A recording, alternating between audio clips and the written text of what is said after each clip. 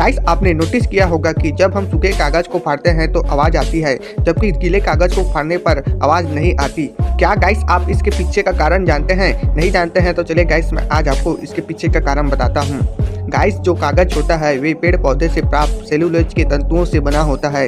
ये तंतु सघन जाली की तरह एक दूसरे में गुम्फित रहते हुए हाइड्रोजन के बॉन्ड्स के आपस में जुड़े होते हैं। और गाइस जब कागज को फाड़ा जाता है तब कागज को उसकी विपरीत दिशा में खींचा जाता है।